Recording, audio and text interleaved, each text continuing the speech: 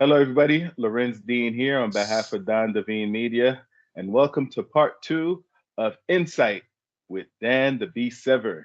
How you doing, Dan? Well, I mean, obviously, Frank, we've already been chit chat for just a little bit in the preparation of this. I'm having one of those off the wall type of days there as normal for me. Um, but it's been a good morning so far. Got that morning workout in. We're partaking in the after workout protein shake there. So I prepared the muscles. Now I'm feeding the muscles, trying to get the most out of everything that I do. And that's where Gotcha. a lot of people just aimlessly go through life as like going, no, I've got a plan. And that plan is for success. And the success, I mean, people like, oh, what does that have to do with the workout? Well, as you get older, your body, I mean, like the gray hair shows you, as you get older, your body starts to fail you. It doesn't allow you to do things. Yeah. All of a sudden, it's like you go to pick something up, it's like, oh, my back, oh, my arm, oh, my Uh-huh. shoulder, oh, my knee. And it's like, you got to keep working out in order to sustain yourself. I mean, can I lift the same kind of weights I once did when I was in my 20s, my 30s, my 40s? No. It's like I'm on the other side of the mountain in my latter 60 now. I'm 66. So I'm on the other side of the mountain to where do I have another 66 years? Well, odds are against me. So, when you look at, again, I always tell people, it's not that I'm a doom and gloom person. Look at the reality. How long do men normally live? How long do women normally live? Men normally live, I'd say, uh, right about that 70, early 70s, early to mid 70s. I'll say that they'll live to, and then poof, they're gone on average. Again, when you look at the insurance mortality rates, because trust me, do the insurance company really want to pay out for you? No. So they like to know, keep the premiums here, but okay, they're getting kind of older. We got to start raising that premium up because they're closer to death here now. And women typically Gotcha. have about a 3 to 5 year additional margin. I'm not certain why they get that additional 3 to 5 years, but they're on average they get between 3 and 5 years average. And they could, some say it could be through the fact that they go through part of their life through menopause, stuff like that. But if I look at the more comical side, they're saying that men choose death over a life with a woman. Later in life. Later in life. There you go. Yeah. There you go. Okay. So we had completed in the first part, we completed as far as your amateur life. So now we're going to, as far as amateur wrestling. So now we're going to enter the mixed martial arts career. All right. Okay. So it said that you started training in judo in college, and in an effort to improve your wrestling skills. It also said that you would later use wrestling and judo skills to complete in the Russian martial arts of sambo, becoming AAU sambo champion, while you also gained experience in jiu-jitsu prior to your UFC. Yeah. Want Well, to talk more about that? it's pronounced Sambo. Again, because I look at it and I thought, Sambo, what the heck, Sambo? I mean, to me, it's like, is that really a martial art? But it's pronounced Sambo. It's a Russian martial art, grappling martial art. Um, but I always tell people, I never took a single lesson in Sambo. Did I just Gotcha. lose you? No, no, I'm there.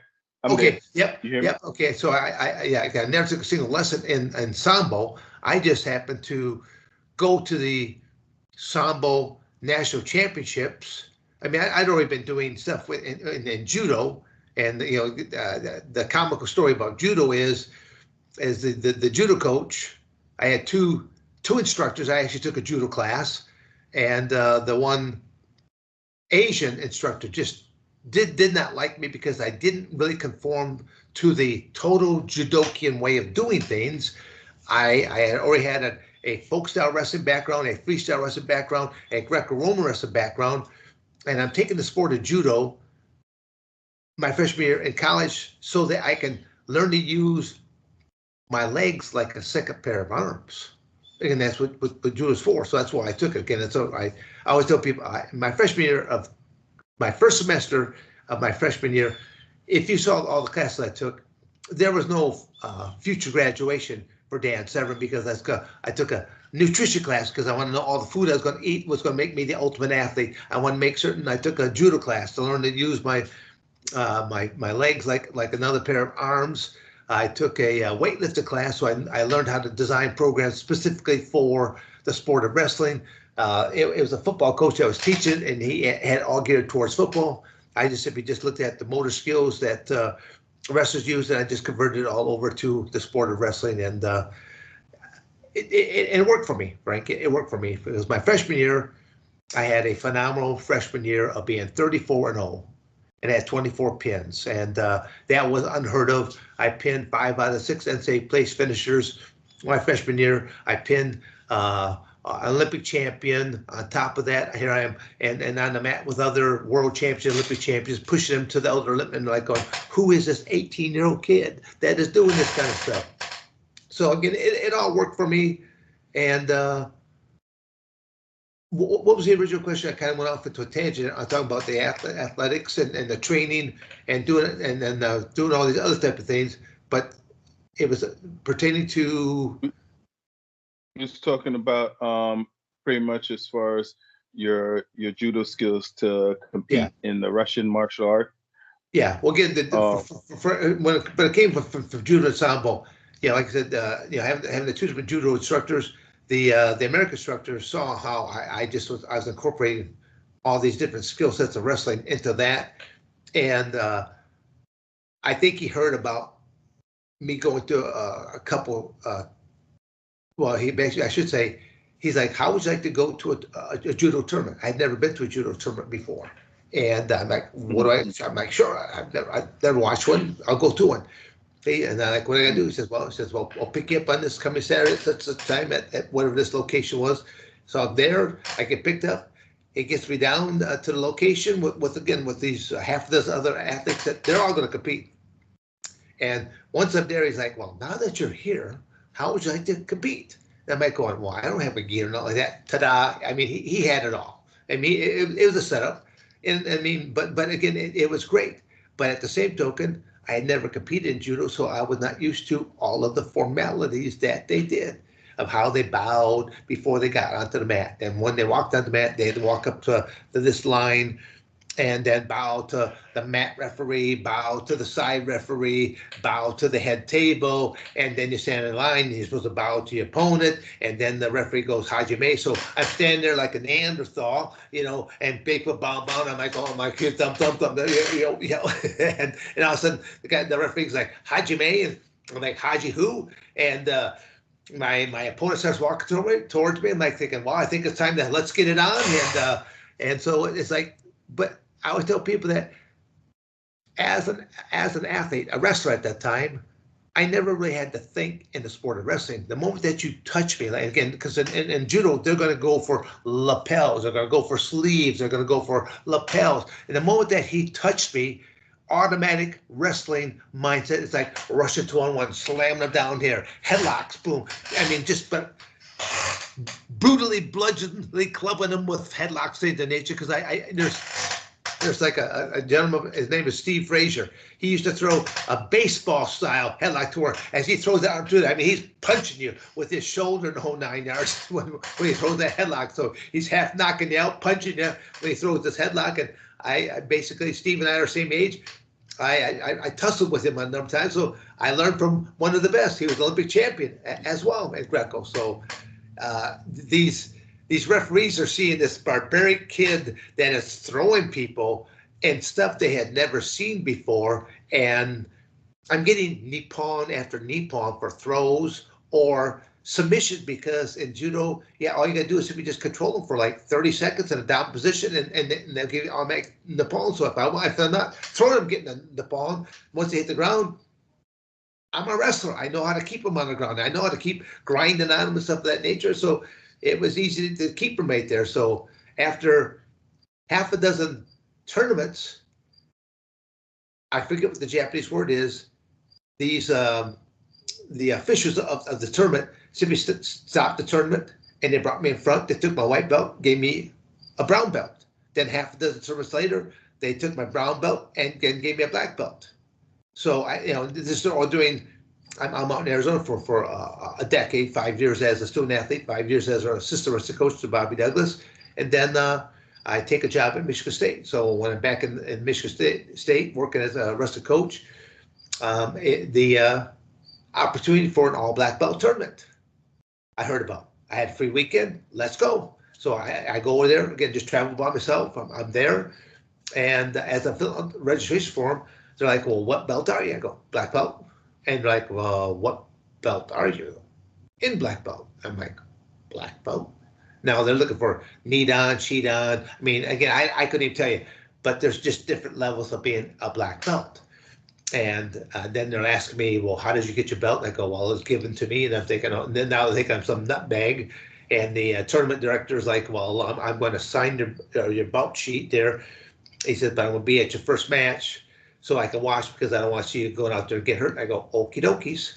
And he comes and watches the first match. He just sees me just maul this guy to death out there. And I think the match was done in under a minute. And then he's like, he just signs his little certificate. He goes, "If you get ready, probably just show them a certificate. You'll be good at any other future competition." I just threw it in my scrapbook and just kept right on going. So it's like I just had an aptitude for doing competition. Same way in Sambo. I just went to the Sambo Nationals. I did not even own a Sambo jacket. I just saw a couple other big guys. I'm thinking, I don't know if I'm going to be competing against you or not. But I go, if I'm not, do you care if I borrow your jacket for a few matches? And without ever taking a single Sambo class, I won the Sambo Nationals. Oh, nice. Again, but because I always tell people I'm just a melting pot of all these, call them martial arts. To me, they were just sporting events that I took up in high school. Wrestling, I was a football player in the fall, wrestling in the wintertime, track and field in the springtime, but I had to deal with the track coach. If there was a Saturday track meet and there's a Saturday wrestling meet, he was not going to see me at the track meet because I was invested into my wrestling, knowing that I have 7 other brothers and sisters. Mom and dad can't afford to send me to college. I never asked them. I simply knew, how am I going to do it for myself? And that's what I simply knew, that there's a potential of a scholarship if I continue to do well, and that's what I did. So not too shabby for a kid that thought of that by their sophomore year, when the first college coach thought, that my older brother and I were a set of twins, and we were both doing really good, and they thought, wow, and they just said to keep a good job, and there could be some scholarship. So on a bragging point, all 5 Severn males went to college on full athletic scholarship for the sport of wrestling. So again, that's just athletes using their sport. All 5 left with various degrees. And even my 3 sisters went to college on basically full academic scholarship. So as I say all the time, I'm an athlete with a brain and not just a Neanderthal. There you go. All right, so now we enter in your UFC stage. In 1994, you started competing in the Ultimate Fighting Championship. In your first fight, in UFC 4, you surprised many fans by executing 2 impressive back suplexes on Anthony. I hope I'm saying it right. Anthony Macias. Macias. So how was that like, as far as? I mean, Anthony, the people think, Anthony and I are friends now. I mean, it was not at the time because we were competitors. But again, it's like, I never hold like a grudge against you. I mean, to me, it's like, if you're the person I have to compete against, I look upon you as the competitor. I'll shake your hand before, I'll shake your hand after. No hard feeling for what's happened in between the 2 handshakes, because I mean, I'm a competitor. I have a competitor spirit. And it's like I would tell people, life is competition. We compete for the best jobs. We compete for the best significant other. And so it's like going, if anyone else says that life is not competition, I'm thinking you're full of shit. Okay, just point blank, you're just full of shit. You don't live in the real world, because look at the work and try to get jobs. I mean, there's some people that they use strategic measures. In other words, I call it part of the chapstick club, where they pull at that chapstick, coat up those lips real good, and they kiss a lot of ass in order to get to where they have to be. And there's other people like, no, based upon their capabilities of doing things. So, and then there's like, no, I'm just going to kick ass and do my job the way it's supposed to be done. So, Gotcha. So, I mean, in the finals, you suffered your first defeat by Royce Gracie, who secured a triangle choke for the victory. Now, explain. You want to go into that? How was that like? well, I mean, it's I tell people that did I tap? Yes, I did. But I'm the only person that knows what happened during this actual match. I mean, I did not know what a triangle choke was. I mean, you got to realize UFC was known as no holds barred at that point in time. The product today that the fans watch has, it's either 40, 45, or 47 rules today.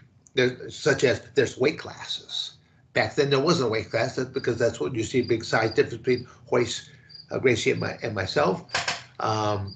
And you could wear different types of uniforms, like gis, and you just couldn't wear, like, for example, I elected to wear wrestling shoes. And like, well, if you wear wrestling shoes, you're not allowed to kick or stomp. I mean, there's not a hard sole factor to a wrestling shoe. I mean, if you look at Sambo shoes and things of nature, they all look very similar to wrestling shoes. But I elected to wear wrestling shoes. I mean, I've got pansy feet because I've been for so many decades wearing amateur wrestling shoes. You know, I've got big old calluses on the inside of my feet because I'm pushing off on my feet, driving in to take singles and doubles, things of that nature. So, I mean, I didn't lose anything. But again, getting back to the actual question, I mean, I easily took Royce down, and he pulled guard. You know, that's, again, part of what their game plan, and it's part of what they teach into Gracie Jiu-Jitsu and stuff like that. And I only trained for 5 days, an hour and a half a day. I never trained a single submission. I never trained a single strike. I simply I had Al Snow, aka Al Severn, with the mannequin's head. He and a couple others were basically my workout partners. I worked out at his place. He had a gym in Lima, Ohio at the time. I don't think he has the same location anymore, but I was able to work out inside of a confined area. Again, the octagon is a confined area, but try to find a gym in circa late 1993s, because the very first UFC was, I think, around December 1993. Most people just know it from 1994 and above. Even like the internet, I should say pay-per-views. Pay-per-views way back then were not as accessible as they are today. Back then, to watch a pay-per-view, you had to go to a major city inside of the state. Like in Michigan, I might have to go to Detroit. I may have to go to Flint. I may have to go to Bay City. I have to go to a major city. Little old Coldwater, Michigan is not a major city. So did I hear about these pay-per-views? No, because they're being advertised and they're being played at a local theater. Today, we're just big, dumb, fat, and happy, and we watch it off of our cell phone. That's where, again, so many Americans are so stupid, illiterate, or just not educated. They don't understand their roots. They don't understand their history. And if they don't understand their history, they're doomed to make the same mistakes. You must learn from your history what you did wrong at one point in time and try to correct things so you continue to prosper and move in an upward type of motion. So again, the cell phone is a phenomenal tool, but it's making a lot of idiots. You know, Right. especially on the road because they're all looking down at this instead of driving their car. And I can't simply just throw stones at other people. I use my cell phone is my tool. I use it for the GPS. So that's it's like it will let me know if there's an accident ahead of time. It will let me know if there's something that road construction, but then I might have to take a detour. And I mean, I love it to where before, driving down the road, you had to pull out. This will be something that not too many people have probably ever seen before.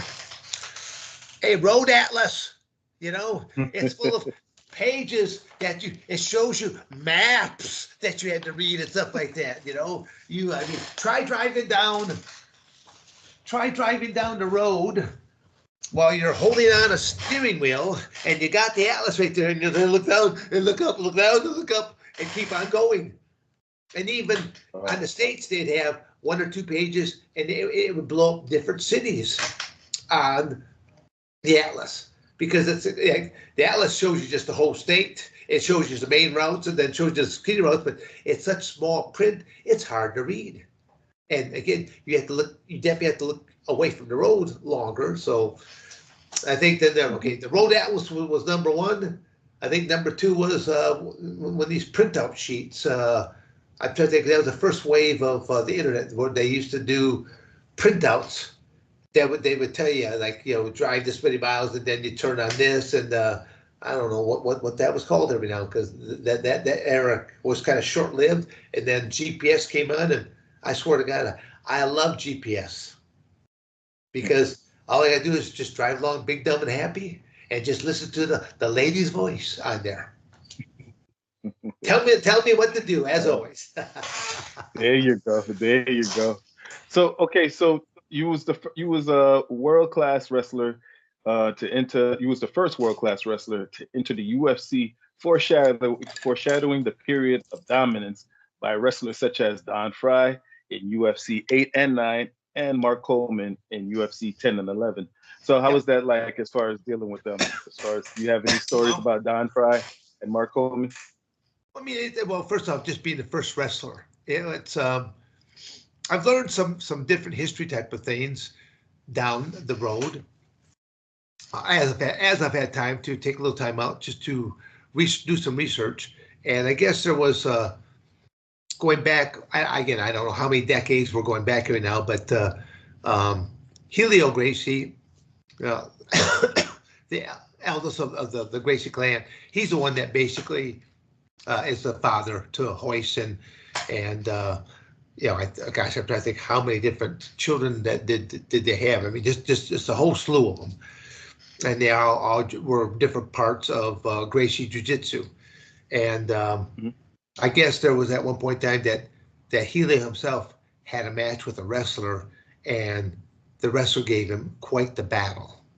And that's one thing that I'll say to people that if you fast forward to today and you look at the current UFC champions Mhm. and where they came from originally, what was their original sport? Were they a football player, basketball player, judo player, jiu-jitsu player, soccer, this, that? They were the premier background of the champions today. They have a foundation in amateur wrestling.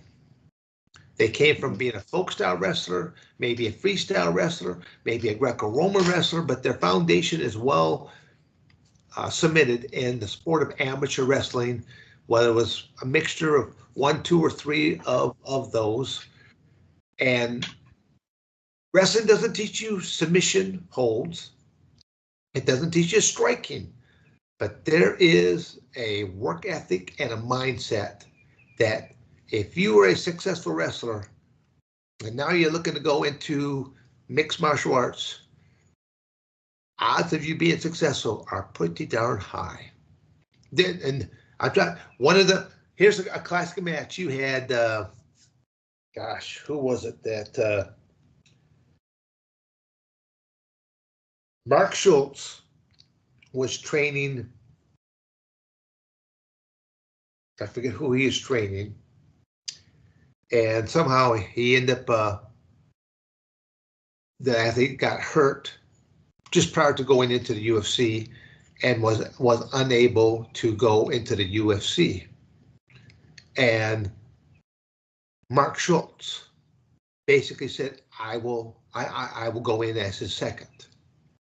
I mean, this was how much preparation time was it? They're there.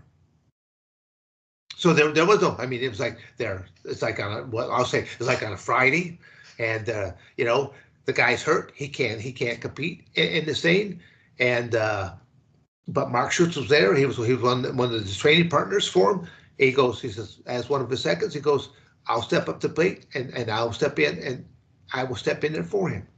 And he stepped in for him, never doing a no holds barred or MMA match ever in his life, and he went out and won. So again, this speaks volumes about Mark Schultz. But as I said earlier, if you look at the number one people per weight class, you'll find out that a lot of them have the basic foundation of amateur wrestling, because it translates over work ethic and mindset. There's not another sport quite like it. I mean, BJJ I think is close to it because of the way that they roll and things of nature. So, but it's but in BJJ you again there's a couple different levels of it. If you're wearing a gi work, you can grab lapels, stuff like that. You can't grab uniform in wrestling on any level. And the non-gi submission grappling scene is growing at a much more rapid rate because a lot more people really enjoy watching that. But I'll say that it's like a 10-to-1, easily a 10-to-1 or more ratio, because it's more popular because you're not getting punched in the face. I always tell people I didn't want to be punched in the face either, but I took that chance. Gotcha. So it was noted that your return to the UFC, you entered a tournament and you ended up winning the championship. And in your UFC second number fight, 5. Yep. And in your second fight, you fought against Oleg Taktarov. Tektarov. Yeah, I'm butchering the name. That's all right. I'll help you out. Thank you, at UFC 5. So how was that like? Yeah, no, I mean, well, on the contract, if you finish in the top 2, you automatically are invited back to the next tournament. So I was invited back, and I was pissed off. First off, I was pissed off because I saw how much check difference there was from first place to second place. So it's kind of like going, and I allowed Hoist victory, and that's where it's like going. Now in UFC 5, no. This is like that's what I took. I took 32 days out of my life, and I did a training camp where I left my family behind. I flew out to Arizona, got a hotel to where basically I'm staying by myself, I'm eating by myself, and I've got multiple training camps. But there's other stuff that I'm doing that just for running and cardiovascular and weight training that I'm doing on my own. Yeah, but you still need bodies, and I did that all at Grand Canyon University out in Arizona. That was kind of a very unique type of experience. So it's okay. I'll say, what does the university have to do with such a barbaric sport? Well, again, Dan Severn is not your typical athlete whatsoever. I'm a big believer in mind and body go hand in hand, and there's a lot of athletes, no matter what your sport was, some point at later in life, you have to leave that sport. You are no longer efficient at your sport. You have to move on. You have to retire from that sport, and you have to re-engage the real life. Hopefully, you've made some good contacts. Hopefully, you've been able to win some money. Hopefully, you're able to invest and save some of that money. And that's kind of like the sad part is you typically only hear about the people that they squandered all of their riches. But a lot of that is sort of on them but they did not have the education. They might have, they've been, again, I'm just going to just hit random sports. They might have been a great baseball player, basketball player, football player, name the sport, MMA fighter, but they never had money before. And all of a sudden they win a lot of money, or they sign a bonus for a bonus year or something like that, and they make a lot of money that year, and they go out and buy that big house. They buy that big fancy car. They don't realize the house, I have to pay property taxes every year on the same property. I had to buy. I just bought this house, and now I had to buy a sales tax over and above this, and now I have to keep buying property taxes. I had to buy insurance on it, and there's repairs because this big mansion doesn't stay beautiful all the time. So again, that's where athletes, they're not used to that, and that it's easy for them to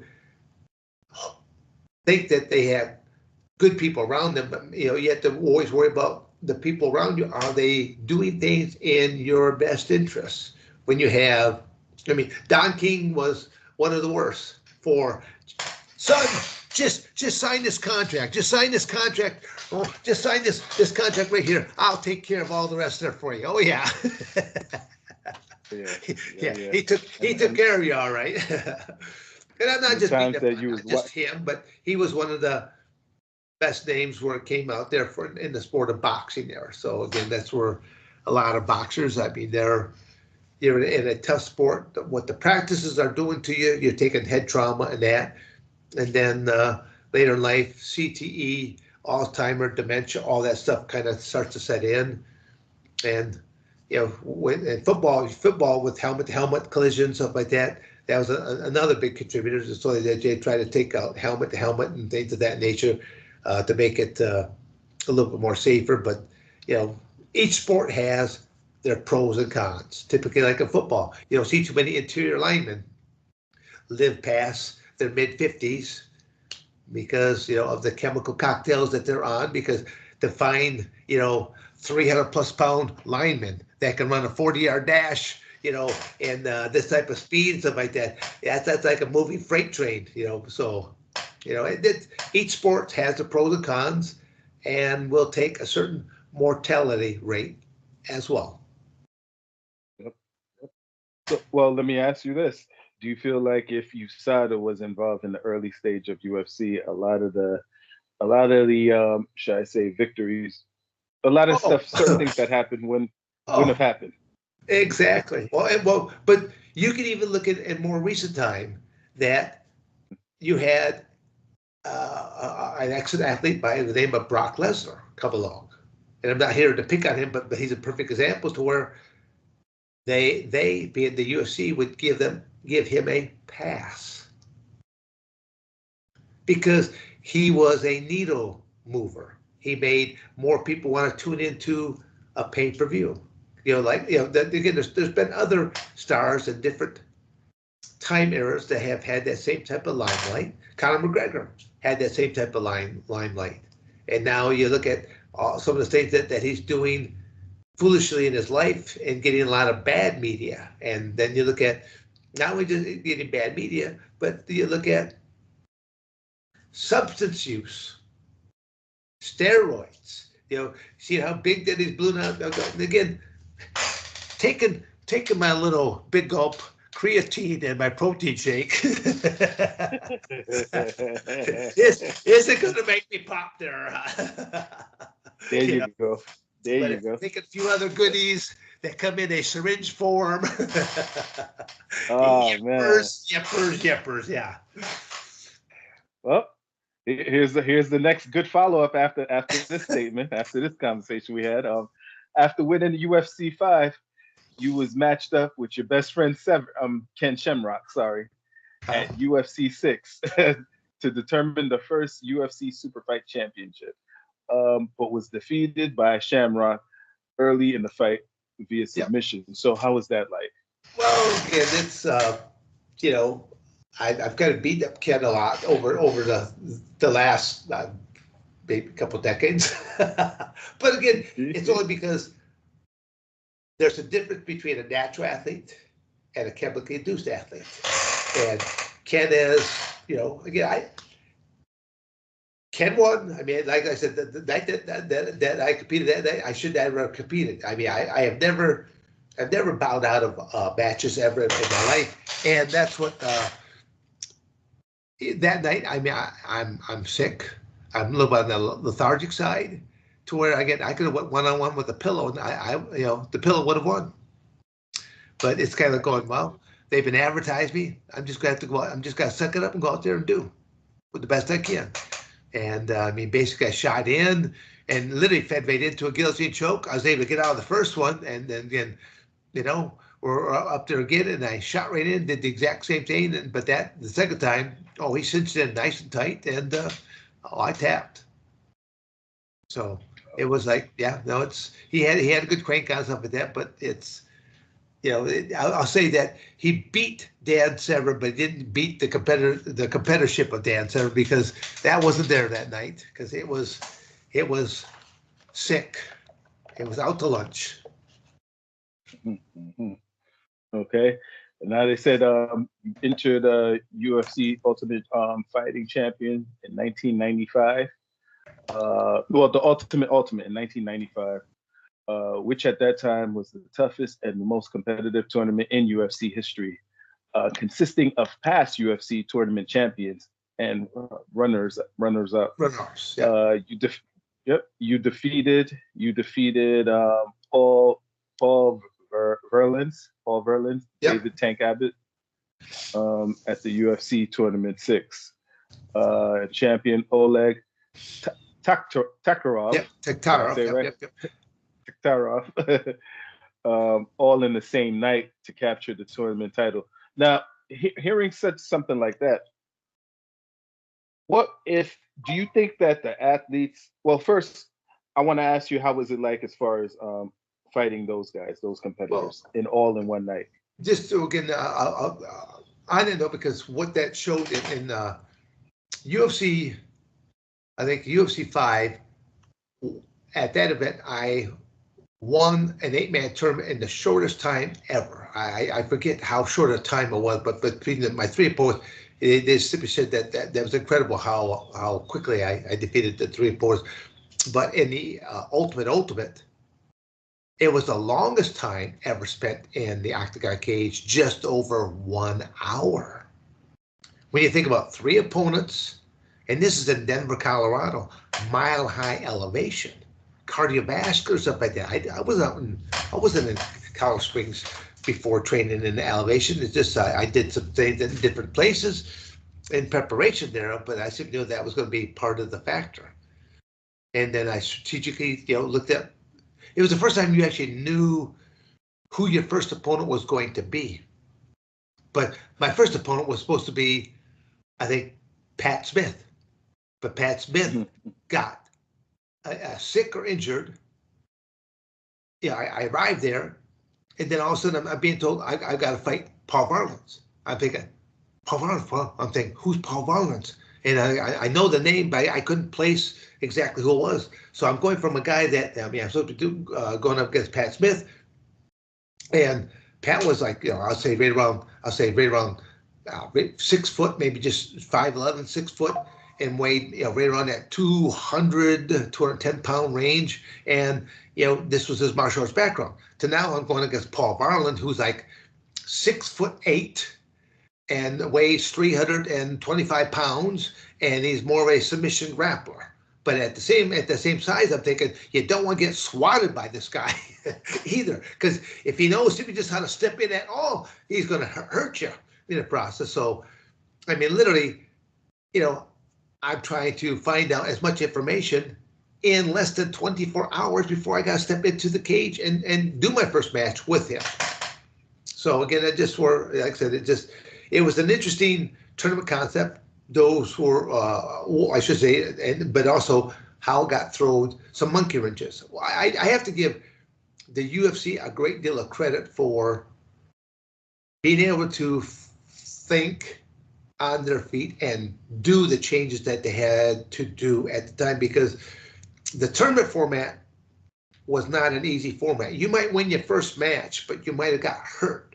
You might have because it's bare knuckle. You might have hit somebody and you knocked them up, but you broke a knuckle or something like that. To where now your hand's swollen up, you can't use your hand the same way, or maybe you got hit in the jaw and you got all this big swelling, your eye is swelled shut or something of that nature. So I mean, there's you had to survive 3 fights. That was not easy.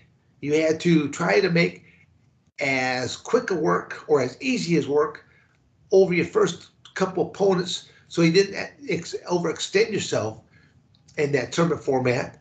And then you had to literally stand out there and watch the next match to find out who am I going to be going up against and what can I learn about watching, because the internet was not there.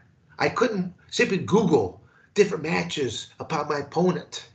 Google didn't exist. None of this stuff exists. The watchdogs of the sheer dogs, the full contact fighters, these different watchdogs of mixed martial arts or NHB did not exist at this time. They do now, and I believe a number of other ones are on top of that. But it's like I said, that I'm so busy just trying to keep treading water on my current projects that it's hard for me to even look into other stuff that's out there. So there you go. And I know I asked you before as far as the difference between the UFC competitors of old versus the UFC competitors now. But you see, us just talking about this tournament style. Let's focus on just this tournament style as far as you fighting 3 individuals in one night. Do you think, even with the new fighters now, do you think they would be able to survive in such circumstances like that, as far as if you put them in that situation? No, because, well, again, I'm not saying that they're not durable. I'm just saying that the sport has evolved so much. The athletes have evolved with it. You have strikers that can grapple with some of the best of the grapplers. You've got grapplers that can strike with some of the best of strikers. You're seeing more strategic matches taking place. You're seeing people just taking incredible punishment in one match. And you look at 2 different time eras, to where back in the NHB, it was unlimited time. All of these athletes now conform to a 5-minute round. They simply know that, and they, other than the semi main event, everyone else, you got 3 5-minute rounds that you're going to do. But typically, sometimes the semi-main event may be given that, but always in the main event, it's 5-minute rounds, 25 minutes of action. So a lot of people they can train easily for those 3 rounds, but it's tough to go for 5 rounds, 5 minutes. But that's right. It just, you have to, in a lot of ways you have to overtrain, but you also have to train with partners that are safe. And I know I've talked to you before, but I'll reiterate again. A lot of times I'll simply say that you have to protect who you're working out with, because if you're the athlete that's going to be the star, that's going to be jumping up into this cage, after your training camp, you can't beat up on all your workout partners, because you won't have any workout partners. I don't want to be simply brought to be paid just to come in, just to get beat on. It's like, going, hell no, I'll go find me a better job than that. Okay, but you need good workout partners, and I can't have you guys beating up on me at the same token. So it's like, you got to have safe workout partners. You got to be nice to your workout partners, and they got to be nice to you. So I used to always say, verbalize things. The more senses that you bring on in. So I go up into, if I hit you with the double, you pull guard on me, I come in and I go hammer strike. I would say it, and I would mechanically go through it, and I come right down to that touch, and like all of a sudden your eyes go, dude, you could have. I know, but I didn't. Okay, but it's like, but that takes such control to do something like that. And I just say it just prepares you that much more for when you're ready to go into competition. That's what I would do, to where I never hurt a single one of my workout partners. Interesting. So now you've earned a rematch as far as with Cam Shenrock at UFC Super Fight Championship. You won by a decision, but there was a little bit of controversy involved in that. Would you care to share, as far as they mentioned legal issues? Well, yeah, it was being held in Detroit, and it was a sellout show. But the athletic commission, the UFC and the athletic commission were butting heads earlier that day, to where they didn't even know if the show was going to take place. And then, I think it was like around 5 o'clock, courts all adjourned, stuff like this, and I come up with that. Okay, the show is going to be allowed to take place, but as athletes, Big John McCarthy, best known referee from MMA, comes to all the different little locker rooms, telling each camp, okay, you're not allowed to do this, you're not allowed to do that. If you do this, you'll be warned. If you do this, you'll be warned. And so I already had a relationship with Big John where he knows I ask questions. So he's in there, he's giving me the same spiel that he's giving all the other camps. Okay, Severn, if you do this, you will be warned. I'm like, oh, John, how many warnings before? He goes, Severn, you will be warned. I'm thinking, well, that didn't answer my question. So I just thought, okay, I watched the first match, and I'm seeing an athlete out there. I think it was Kel Worsham, and he's going against someone. And like one of the things you weren't allowed to do is headbutts. And all of a sudden, Kel Worsham does a headbutt, and I hear Big John go, warning, and he does another headbutt, warning, and he hits another headbutt. And he goes, warning, and I go, man, I go 3 strikes, you should be out of there right now. But he hits him with another couple of headbutts on top. I think, well, I think we could take those rules, wad them on up, and pitch them at this point in time. It's like carte blanche. I'll simply say that I can, even when it was time for me to warm up, I'm still watching matches to simply get a sense of what's happening, how things are going to be called, and it was the same thing, match after match. And so, I just thought, it's going to be just normal UFC type of thing, but the UFC will probably never get asked back again, which they didn't for a little bit. But at the same token, every city in the state would want to host one of the UFC events because of all the revenue that it pulls in. Every hotel, if they brought it back to Detroit, all the hotels in and around the Detroit vicinity would be filled because people want to go watch it. The UFC is such a well-oiled machine. The way that it does its press conferences, the way it does its live weigh-ins, the post-fight show, and they do so many things to ensure its success. It's a $1 billion industry, Gotcha. I think it's a $1 billion industry on an annual basis. I think is what it is. Again, I could be wrong in that, but I'm pretty sure one last day to read that it's a $1 billion+ industry on an annual basis. That's impressive. Okay. They it was also noted that in 1996 you managed your friend and fellow wrestler in judoka Don Fry, as well as wrestling champion Dan Bobish. Am I saying it right? Dan Bobish, but is there Rashad Evans? Is Rashad Evans in there too? There should be, because two of the people that Rashad Evans was a former wrestler at Michigan State University. He came down to Coldwater, Michigan, not that far of a drive away, and to want to get involved in mixed martial arts. Again, I think it's still known as Noel's Barn at that point in time. But they're starting coming up with weight classes, and so basically, the two athletes that I'll take credit for is I helped Rashad Evans get into the UFC, and then I helped Don Fry get into UFC. But that's the only thing I'll simply say. I just helped them get into UFC. I did very little type of training type elements with either or of them. I just helped them get their in, and they took their careers from there. But both of them are UFC Hall of Famers, so that's pretty good. And tell us about the Danger Zone. Well, the Danger Zone was something that the UFC had multiple ownerships over the decades, and there's a big difference between ownership of people that have never been a competitor. There's certain rules that I could change right now to make the current product more exciting for the fans to watch. And these are things that I mean, I've told some different people, and it's like, well, I wish I hadn't have told them at that point, because they're trying to run with some of my ideas now. As I go on, but did they bother to bring me along? No. So it's like, so now I'm trying to keep my lips sealed, kind of going. Just realize again, Dan Severn is that thinking man.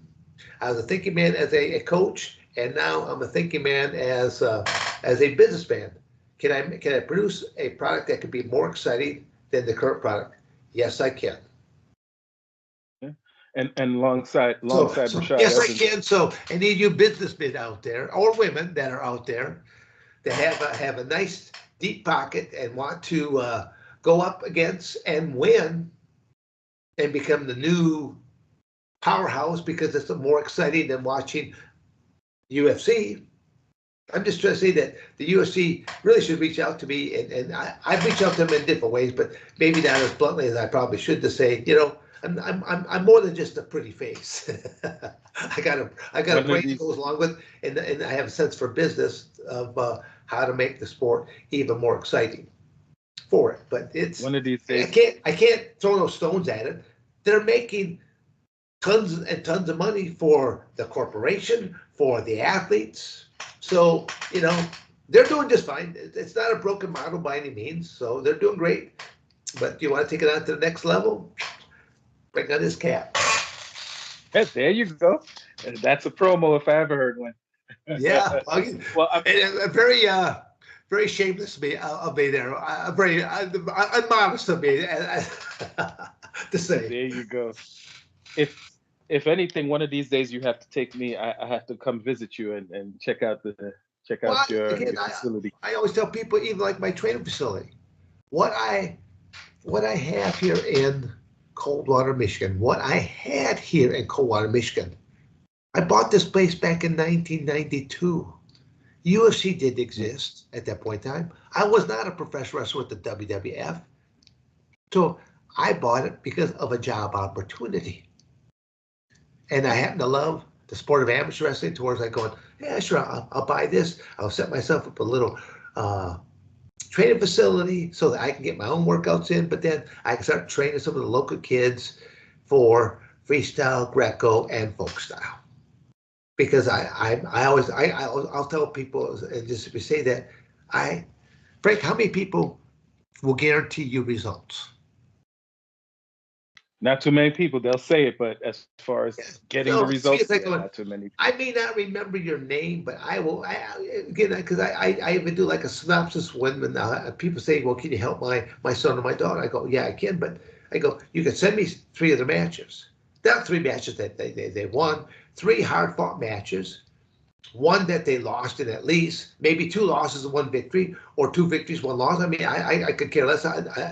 But I don't want just simply he went out there and pinned him in 13 seconds. What is that going to show me? Nothing. So I want 3 drawn out matches so I could simply see more about what's in this individual. And it'll take me a couple hours, because I will watch and rewatch and rewatch and rewatch it, then go back again, and now look over my notes, and now watch it again based upon my notes. And as I watch it, I now see it in a whole different light.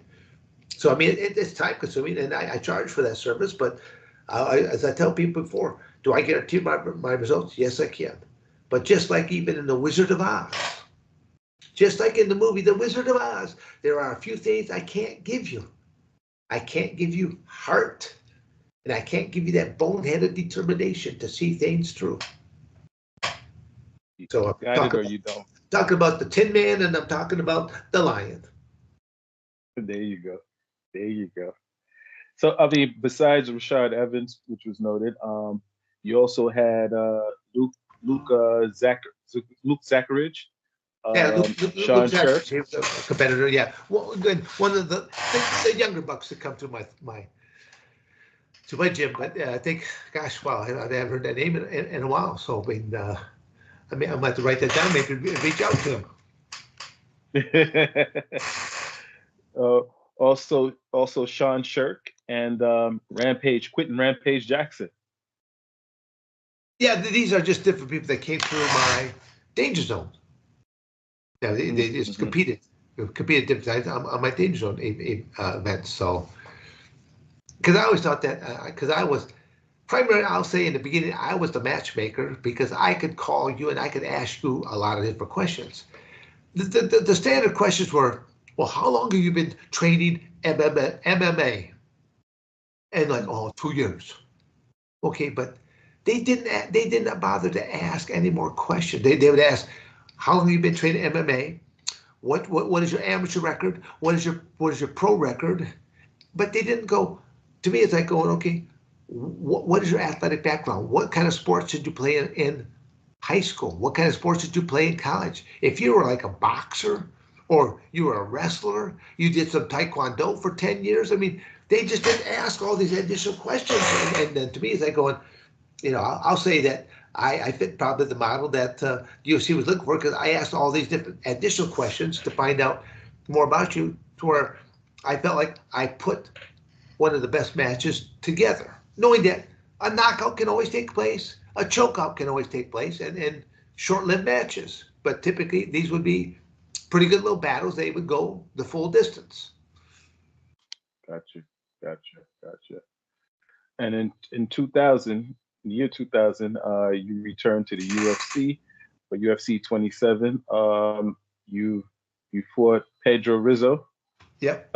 You lost to a knee kick, I believe. Yep. I mean, first Tell round, short-lived. I mean, first it round. was, well, Frank, we live now in this era that I never wanted to let any of my injuries or inefficiencies out to public knowledge because they would be used against me. And Right.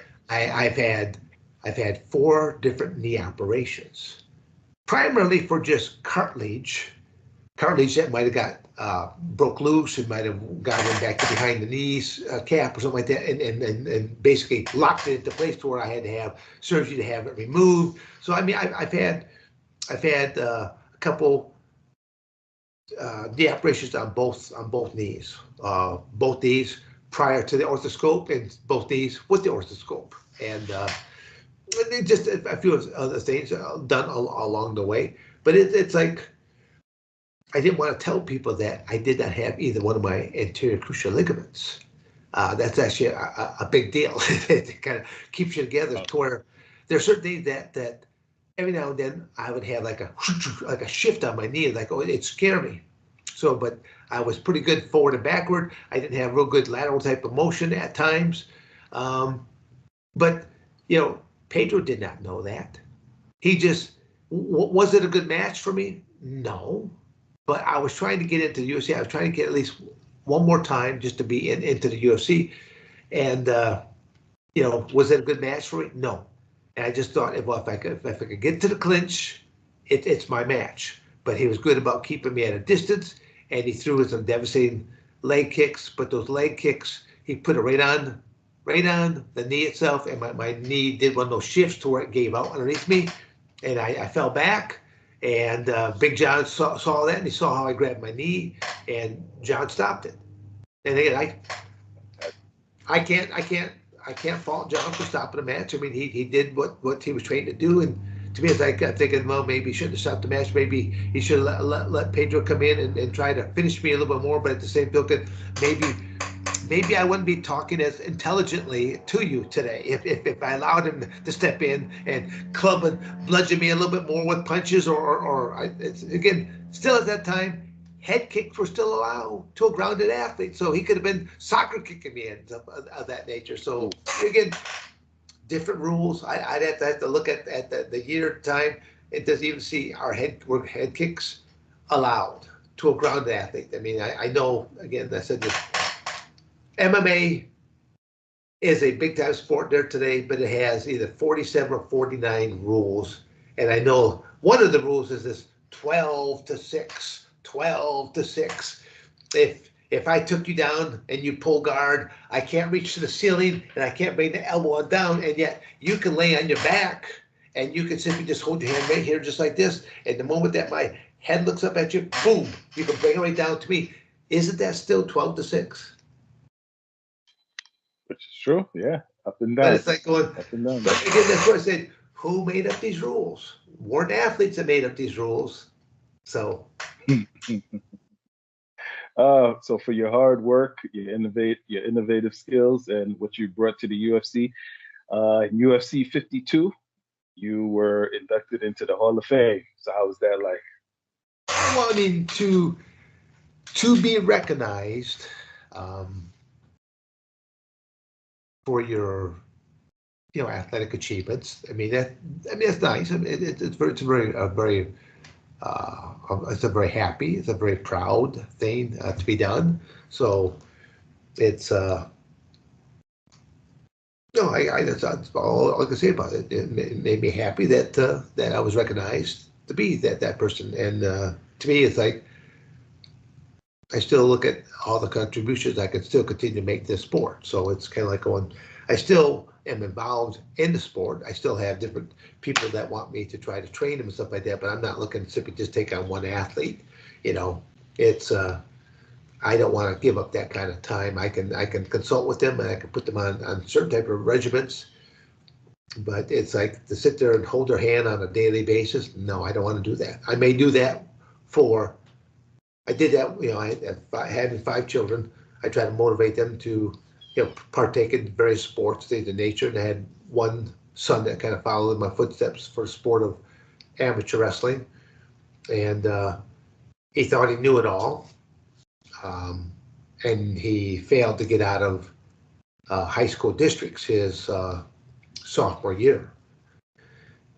And I mean, trying to make a long story short, I mean, I let him sulk for a couple of weeks, and then I set him on down, and then just asked him, what would you like to have seen differently? I could tell you're not happy with the results. What would you like to see differently? And he said everything that both a father and a coach would have liked to see happen for their son or their athlete.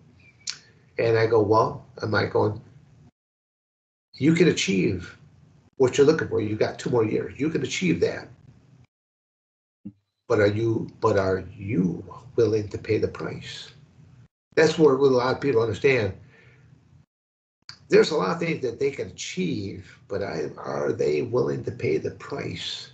Are they willing to pay that price to get up earlier, to get a workout in, and then get showered and eat and go to school, knowing that okay, then they have to go to another practice afterwards.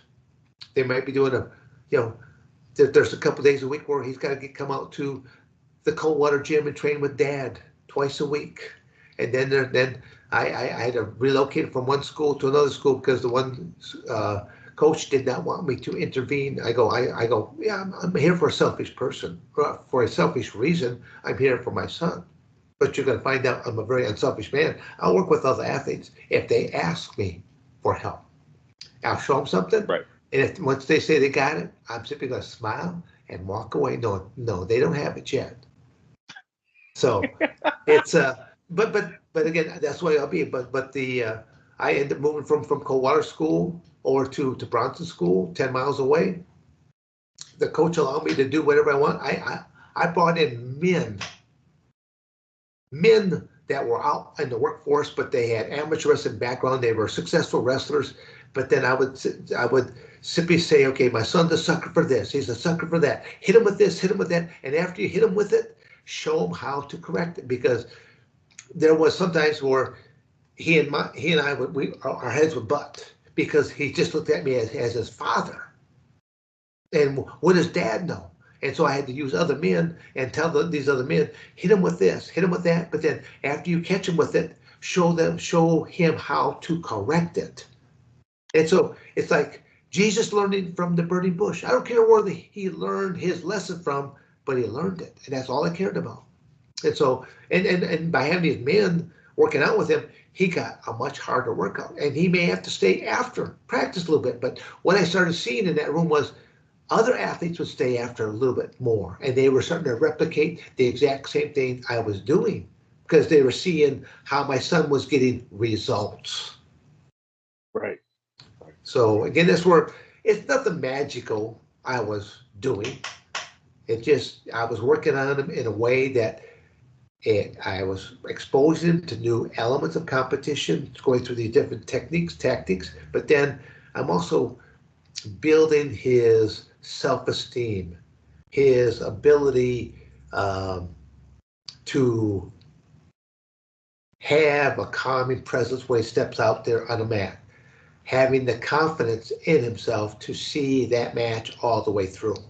So, there's a lot to athletics. It's not just that body. You got to have a mind, and you got to have, again, heart, and that both have determined. And these are the two elements that are hardest for a coach to get. You can scream and howl or curse all you want. These are two things that are tough to give the athlete. Well, now after receiving your Hall of Fame award, you would think for an athlete to receive such an accolade, he would just go into the sunset and that's it. That's it for me. I accomplished what I had to accomplish, but not you. On January 29th, 2011, you racked up your 97th and 8 straight wins over Scott Frazier. Tell me, how is that like? And you won the Elite One Heavyweight Championship. Well, I mean, again, honestly, Frank, my goal was, I competed well beyond my productive years. I started a cage fighting career closer to 37 than to 36. They always show. I'm trying to think what did they show me what my age was, but they always had my age wrong, and then I started having fun with them, and I'd give them just different random numbers just for shits and giggles. But I always tell people I was closer to 37. I was like 36 and 3/4, but that's not really a number, so they just said 36. But I was closer to 37 than I went to 36. You don't start a cage fighting career at that age. You basically retire at that age. You've had some really exceptional athletes like a Randy Couture, but Randy from being a wrestler to a military and competed in military competition there as well, and then came out and went into mixed martial arts. I mean, it was very, very, very successful. So again, he comes from the sport of amateur wrestling, but a lot of people don't hear about him anymore because there was a big time falling out between Randy and the UFC. For what reason, I don't know, but there was a major falling out where I don't think he's ever even been inducted into their Hall of Fame, kind of like a Frank Shamrock. I don't think has ever been inducted into the Hall of Fame there as well. So for what reasons, I don't know, but should these people be involved and should they have been inducted? Of course they should, because they were different champions at different times. But now I digressed off with the question. Oh, no, that's fine. You answered it. Well, moving on, as far as you earned 100 career victory on April 16, 2011, with submission victory over Aaron Garcia at KOTC, Texas. You're King the of the only. Cage. Yeah, KOTC stands for King of the Cage. They were. I don't think they could do any shows anymore, but the gentleman that started that up was a gentleman named Terry Tribicock, and he loved having me on the shows because he didn't have to worry about me. Again, I work for a lot of smaller companies just because they didn't have to worry about me. If I would show up, I might be teaching a seminar or something like that the day before, but I'd show up, I'd be there, and I would, I was like a marketing genius. I'd set up a table, and I would be there signing autographs and stuff like that after the matches would be done. And I was being just a rude trooper because, again, I just knew I was well into my competitive career, and I was looking at some point I need to stop because I either retire on my terms or I have one of these young bucks retire me by knocking me out and hurting me in the process. I'd rather retire on my terms, not theirs. So, and I was looking for that.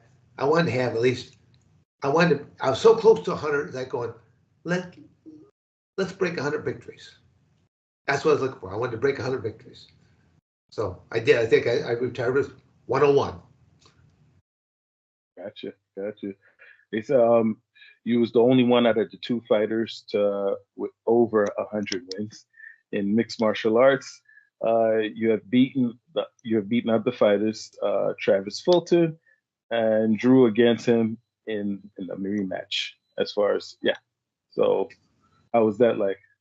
Well, well, Travis Fulton is long gone. I mean, he's yeah, a much younger man. Kind of some sad things that kind of fallen upon him. I really don't even want to go into some of the aspects, but he ended up going to prison, and because he was in prison and some of the things that he was involved in, he knew he was going to be targeted by other inmates, and so he basically he hung himself. So, Wow. you know, it's uh, I'll say I think maybe he hung himself, or maybe he might have some help. I'm not sure, but yeah, I'll just simply say that yeah, he was found hung in a cell. Wow. Okay. So when you actually made your entrance in fights, you carried the National Wrestling Alliance, which was known as the NWA title, and the World's Championship out of respect and passion for professional wrestling. Conversely, you made your entrance in the WWF with your UFC championship as well. So how was that like? What made you even to attempt? Because normally you didn't see something like that. Like companies were very particular as far as their belts being seen on other brands or other brands coming to their company. So how did that work out? Well, I'll say that the group that was probably much more up in arms was the UFC, because the UFC wanted no association whatsoever with professional wrestling, because they were promoting we're the real deal. We're not professional wrestling. We're the real deal. We're bones are broken and people are knocked out and people are carried out in stretchers, and yeah, I mean it was promoted in that type of a fashion, and to me the NWA belt, I had to do some politicking there, because they did not want to have any kind of association. But when I talked to them about the National Wrestling Alliance and some of the men that have carried that belt out, and I go, don't ever look at me as I will not bring any bad media to you. I will not do anything of that nature whatsoever. I said, um, and I had the professional wrestling promoter Dennis Carluzzo, which he's long gone now, but he carried out the belt, and I had a couple of my friends, and it was part professional wrestling entourage, because my four or five guys, they are dressed up in Stars and Stripes outfit. They had like these Zuba type Stars and Stripes pants. They had on a marketing type of shirt, and they were throwing shirts out into the crowd as we're going in there. So no one had ever done that before. So I was kind of mixing a little professional pizzazz with this, but at the same token, it's kind of like going. I told them, "You guys are the show, not me." I said, I'm not going to be doing any of this. I'm going to be out there. I'm going to be walking out there the same as I always do, wearing the gray shirt and stuff like that. I'm walking out there, and because I have to go out there and take care of business. If I go out there and get knocked out or get beat, this whole thing blows up in our face. I'm not going to let it blow up in our face. So again, that's where when you do certain type of interests, and then you get knocked out or you lose, you kind of be made a fool. So that's what I told them. I said you guys are the show, and they were. They did a great job, and you're seeing even more now of entourages that they put on even more of a show. So I think I was the start of one of those type of things. Well, I didn't say that. Even early on, and when the UFC was originally owned by Art Davie and Jorge Gracie, when Gracie would come out, they did what they called the Gracie train. They had all these group of Gracies all kind of hold on each other's back and stuff like that, and they call it the Gracie train. So So how was it like as far as we'll start off with the NWA National Wrestling Alliance. How was your experience with that? Your first match and everything. First time entering that building. I enjoyed working with the NWA in general. I mean, I took it out of extinction. I mean, literally, I think at the time that the idea was to put the strap on me, I think there was only 3 promoters left. And I'm not sure if it was Dennis Carluzzo that had the idea originally, and I can't ask him that question now because he's gone, as to who came up with the idea to put the strap on me. But even more then was, well, I should say, no, okay, let me back up a little bit. The NWA strap at the time was being held by Jim Cornette. He had his athlete. I mean, I had never met Jim Cornette, because again, this is all before my professional days and working with WF and things of that nature. But I think it was Dennis Carluzzo who ended up calling Jim Cornette and speaking to him and taking a risk, because when you deal with professional wrestling, it's a slippery slope with professional wrestling, that industry in general. And I mean, Jim Cornette took a risk.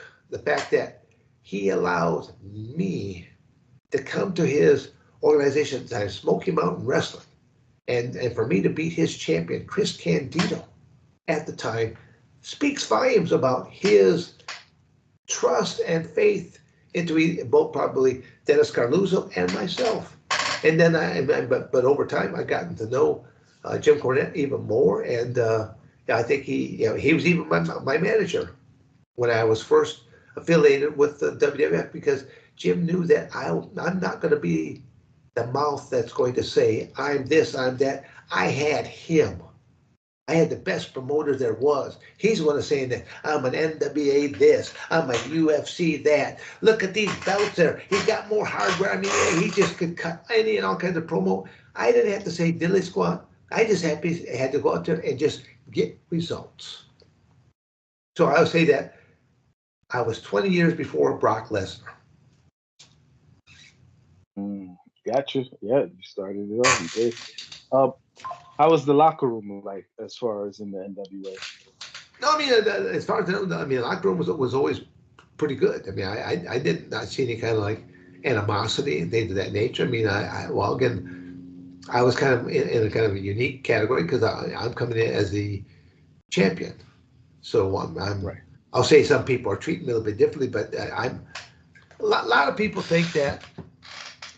A lot of people think I'm a little bit standoffish because I am an observer of people. If I don't know you, I'll sit back and I'll watch you for a while. I'll watch and I'll learn some of your characteristics. Like I'll see if how you're interacting, who you're interacting with, and things of that nature. And like, when I went to WWF at the time, now known as WWE,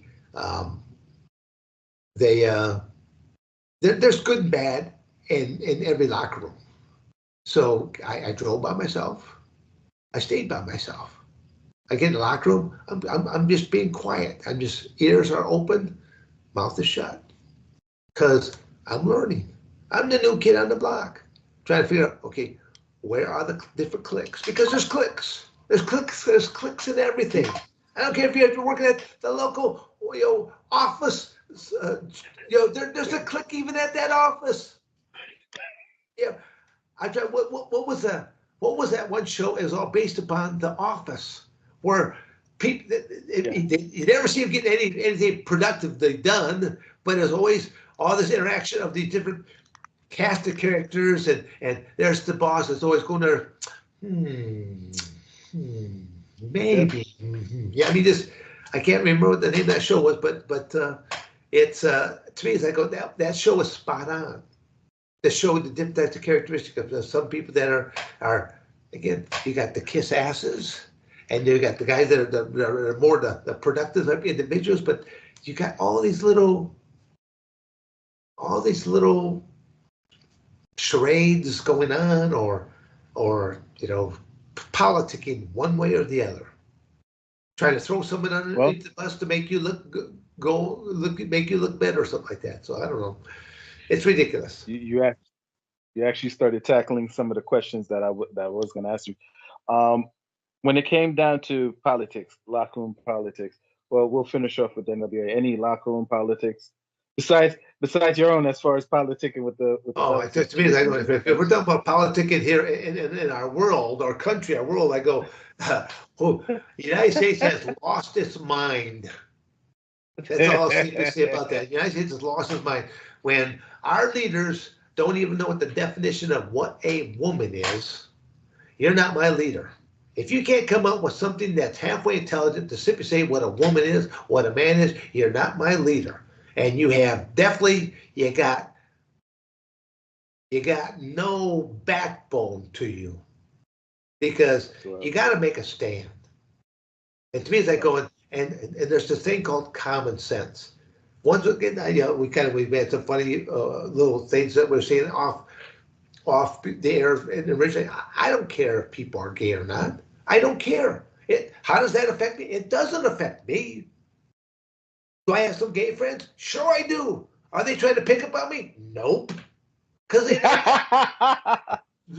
know that my ore doesn't float in that body of water. Okay, it's not my cup of tea. I go, but do I accept them for what they are? Sure, but that's just what it is. I'm not going to be hanging out at that whatever with what they're doing. That's just not what I'm doing. I'm more attracted to a female than I am to a male. Okay. There you go. So no, as far as in the world of professional wrestling, any memorable political moves that you've seen there that made you say, as far as, let's start with the I don't know. NWA. I mean, it's I'm trying to think of a fan. It's I'd have to ponder it. I think I'd be pondering it longer than I could probably say here right now. But I've just seen just different aspects there where. So again, here's it's just a story, but it deals with politics. I'm in Texas. I can't remember what part of Texas I'm in.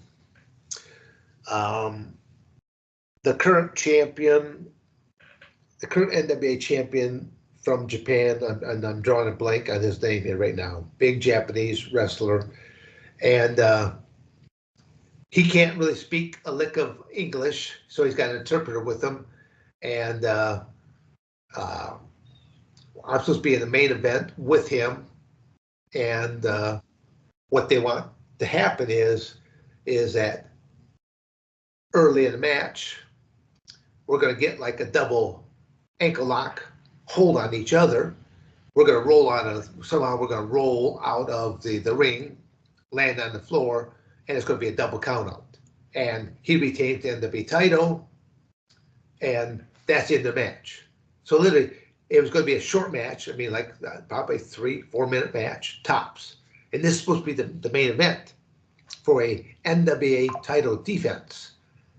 And I basically, through the Japanese interpreter and my phone, I basically, okay. And then they left. Now the promoter's looking at me going, and I was like, Dan, he goes, this is going to be a shit match. I go, yeah, the first couple minutes will. He goes, well, what do you mean? I said, well, how long is the match slated for? He goes, well, it's going to be saying that it's going to go for a half hour. I said, but, we could shave it down with the magic of, the announcer, that there's, I mean, there may be only 5 minutes have passed, and they'll say 7 minutes have passed, and now we're down to, whatever. I mean, they'll just through the announcement, but whenever they say these 1 hour type matches, they're never an hour. But so the promoter says, well, what do you mean? I said, well, the first few minutes it's going to be a shit match because it's going to be exactly the way that your Japanese champion wants the match to happen. I said, but I go, when we're both out on the ground, I'm going to kick out of the ankle lock and I'm going to roll back into the ring, stopping the clock. Now, the more I stop that clock for the count out, I'm stopping the count out because now you have one of the active wrestlers in here. And now the referee can only count one person.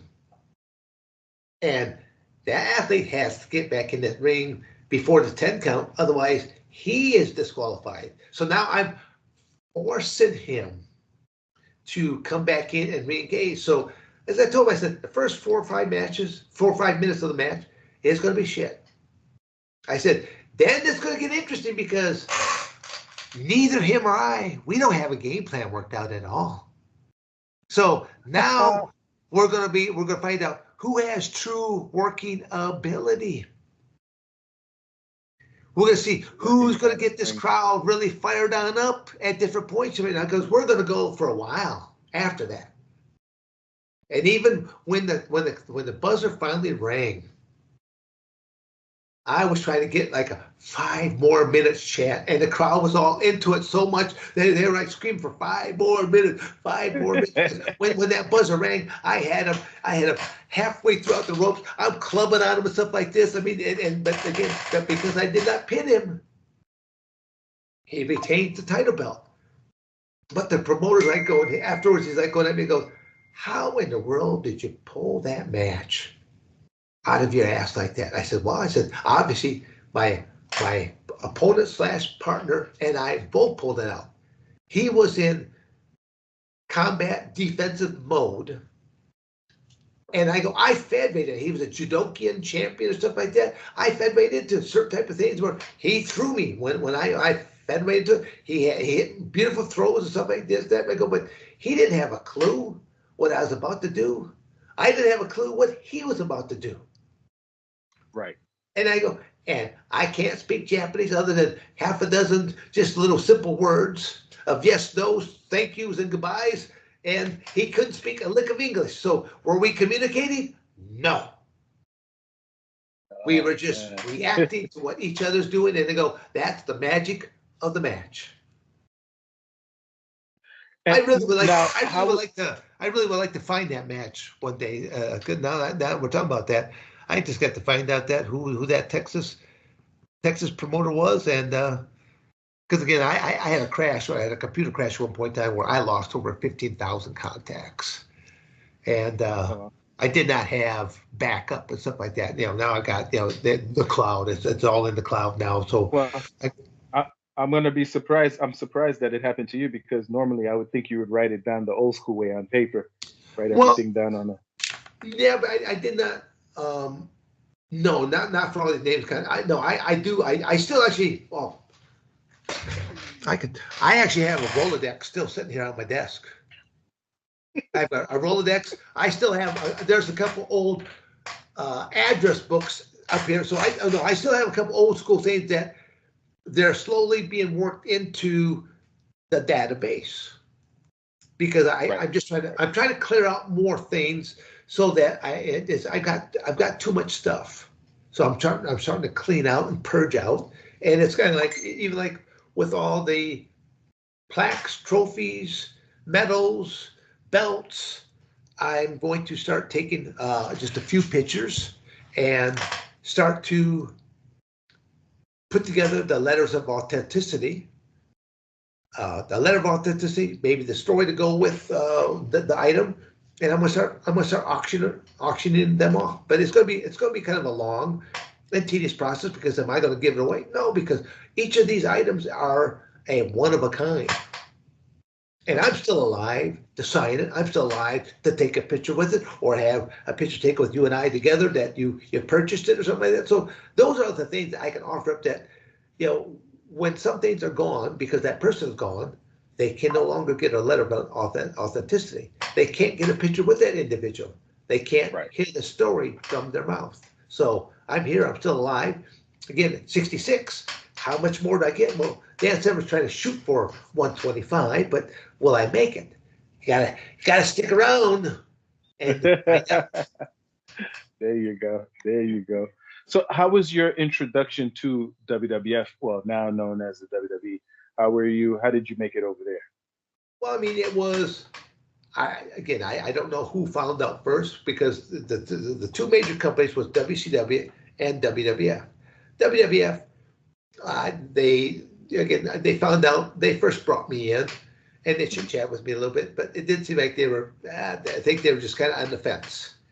Mhm. Then WCW heard about me going over to WWF, and so then WCW brought me on in with Eric Bischoff and a couple of the people I visited with, and then I think then when WWF heard about that, they agreed to all of my terms. Okay. Okay. So again, it Okay. just I just again I wasn't looking for nothing outlandish, but it's kind of like going. I just want to protect myself and make certain that I was able to work for other companies. And I had a great contract and a limited number of matches, and I could work with the travel agency, stuff like that. So I could travel in the day before. I could conduct a seminar, speaking engagements, and then go do my thing at the show for Vince and the WWF company, and then I go out and do an appearance at sports bar. So once my 24 to 48 hours was gone, where all the guys that are on the roster, they're making their one paycheck, I'm making two, three, or more paychecks because That's I looked at my time's gone. How do I monetize?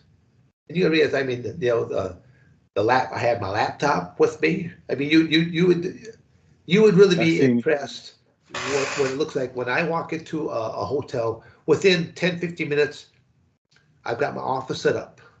I travel with my laptop. That's always with me because I'm not always working on one thing. I'm always working on different things. And it's even like right now. I mean, if you look at my desk, it's a bit of a mess here right now, but there's different things I'm working on here that, it's some of these projects. I mean, they'll happen here next weekend, and other things that will be happening maybe another couple of years down the road. Because I'm always looking at. I'm not just looking for short-term goals. I still have long-term goals. But then Was there? already this morning, got up earlier to get a little workout in, get my little protein shake and stuff like that. So I know I got that out, and I'm fired up for you. There you go. Was there any jealousy as far as because they granted you the capability to do other things minus the stuff that was already lined up for you in the Well, WWF? I don't think they really knew, other than maybe if they really paid attention to what I was doing, because I mean I didn't really interact with a lot of the athletes. That was that I was trying to be self-centered, or the fact that I was not being open-minded, as I stated early on in the interview itself. There's good and bad everywhere you go. Well, I don't care if you work at the little local office down here. There's these little politics type thing that you got different people that think that they're the power player, and they're not. So again, it's kind of like when I sit back and I'm quiet, but I observe what is happening around me to see who are some of the alphas I have to watch out for, and then there's all kinds of things that you have to watch out for. I mean, I'll say some are alphas, or they think they're alphas, and but they're not. Oh man. Okay, so as far as comparison to the locker room in the NWA and the comparison to the locker room in WWF, now known as the WWE, was there a difference, a major shift as No, no, far as? no, no, no. A lot of it. I mean, locker rooms are still locker rooms, and it just it is what it is. I mean, I just it would always boil down to me is like, who am I working with, and can we have a good match tonight? Because Okay. I didn't want to be like everyone else who simply just was only versed in professional wrestling. I'm gonna chop you a few times. I'm gonna hit you with a couple of European uppercuts. I'm gonna do a couple of body slams. I mean, there are certain things that close. There were certain moves that everybody seemed like they were doing. It's kind of like going. The marquee says professional wrestling. give them some wrestling. So again, I would a lot of times they do the I would still do the traditional professionals type, but then from that type I might then drop it down into a simple fireman's carry. No one does fireman's carries in professionals that I see anymore, but I would show a fireman's carry. I show a Russian 2-on-1. I'd show a actual headlock. I would do certain moves that a high school wrestling coach or a high school wrestler or a college wrestler or coach or wrestler would recognize. I think it helped bring in maybe a different audience, because professionals people, they're hardcore people, but the fact that you now have me over and working with the WWF, you've got these crossovers. You now have people from the UFC are now watching professional wrestling because Dan Severn is over there, a UFC champion, working with this company. So the fact that, again, I had the best mouth in the industry, best promoter, Jim Cornette. He's a UFC this. He's an NWA that. He's this. So, and he choked a couple of belts. I didn't have to say diddly squat. I go, get him, Jim, get him. Do you have any stories on Jim Cornette, like away from the? He's always been just great with me and just generous of his time. So I actually would like to touch base with him and get one more idea I have for maybe just one last hurrah. to be seen, maybe. Who knows? I don't want to get out of the bag here yet, but I'd like to chat with him about one more possible thing. Matter of fact, I'm going to write that down. I might actually reach out to him later today, but I've got so much on my other plate that I don't know if I'll get to it or not. I got you. Well, this one I know the answer to, but I have to ask you anyway. Have you ever been the victim or witness, or mainly, have you ever been the victim of any ribbing? I know the answer to it, but I got to ask you anyway. Oh, we all have at different times. Really? Oh, you? Yeah. I'm shocked. No, there's different types. Again, I've had different types of wrestlers that in the middle of a match that they're trying to break my serious look. It's like, tired up there, and you got that grimace and stuff like that, and also you sit there looking, it's like going, Frank, your breath smells so minty fresh, and it looks like me. It's like, oh my God, you just want to die laughing because it's so out of character. But no one's mic, no one can hear nothing, out there. So you're out there. You can, if you make things look good enough. I mean, you're talking to each other, but it looks like you're like, you dirty son of a gun, but it's like going, okay, I'm about to back you up into this rope, and I'm gonna shoot you off. I'm gonna hit you at the clothesline. I mean, it just looks like I'm talking trash to you because you're not Mike. You don't know what to say, but it just looks like he's like, oh my God, this guy's just mean. He's just chewing this guy out. At the same token, they try to hurt him. So. And I like that aspect. I mean, it was the comical thing is when I said something in the UFC ring to Big John McCarthy, and I did not know he was mic'd at the time, and people are like going, "What the heck was this?" So yeah, I remember it was on YouTube. It looked like you was having a conversation with him at a dinner table. I started laughing. It was a mathematical question. I just came up. It was one of those mathematical questions that never made sense to me when I was at school, and it's just one of those things that I had such a rapport with Big John that I started saying one-liners here, one-liners there, to where he come to expect one-liners out of me. So it's like, Frank, how much longer are we going to go? I got something coming up here. I just want to know how much longer do you think we're going to be going for? I guess it's maybe like 10 more minutes. Okay. Is that fine? Like 10 more minutes, and then we'll just taper that off. Again, if there's something else that you have, we could do yet. I just got a couple things coming up. Oh yeah, definitely. Okay. Okay. So let's the brawl for all. Yeah. We got to talk about that. Worst idea in history for professional wrestling. Yes, the brawl for all. Okay, Dr. Death. Am I saying his name right? You're saying it right. Yes. Okay. Steve was his first name, but Dr. Death. Steve. What was Steve's last name? Steve Williams. Steve Williams. Okay. He was a football player for Oklahoma University, but he wrestled for Oklahoma as well. And it was kind of comical because I remember going there.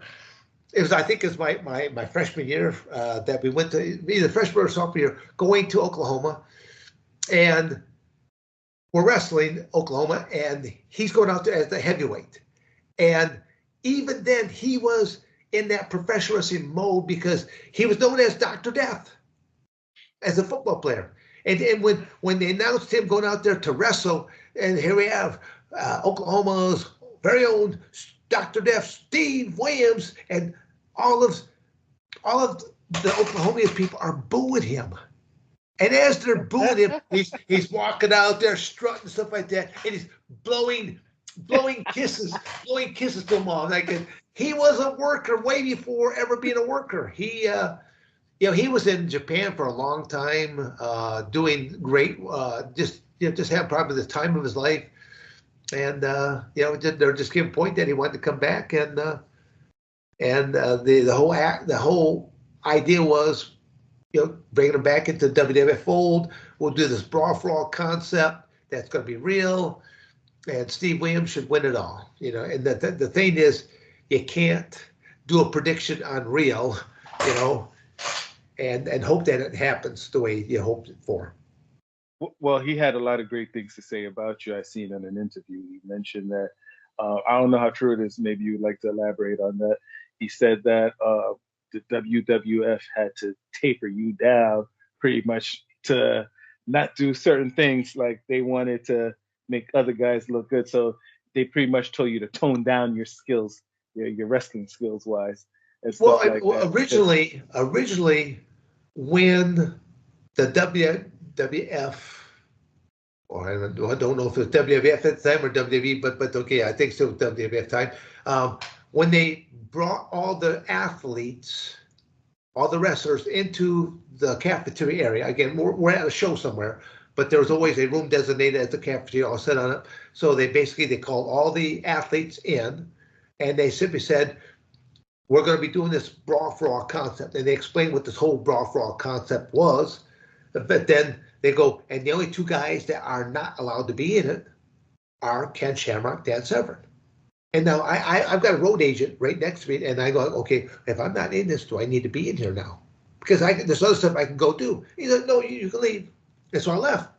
So this show goes on for several weeks, and then all of a sudden, I have a road agent that comes in and says, hey, Dan, how would you like to be in the Brawl for All tonight? Out of the blue.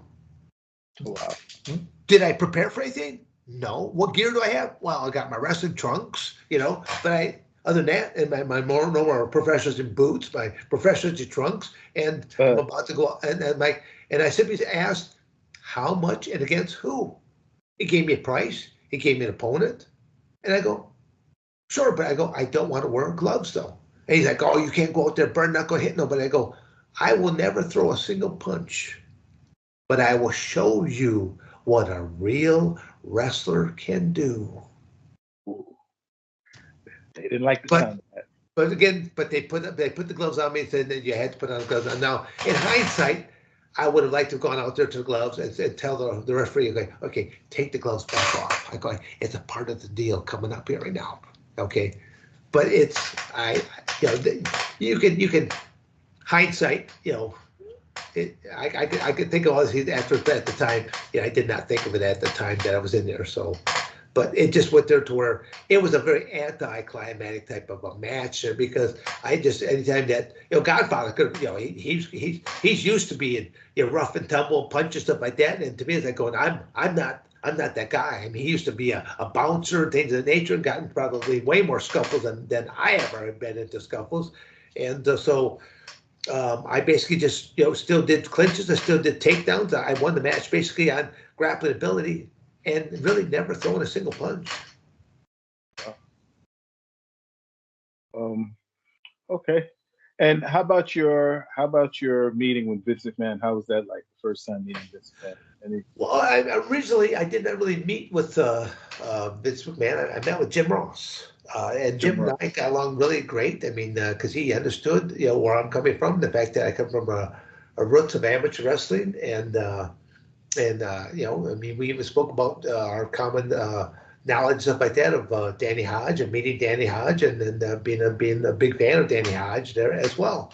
So, I say until the actual contract was to be signed, that's probably the first time I might have actually ever met Vince.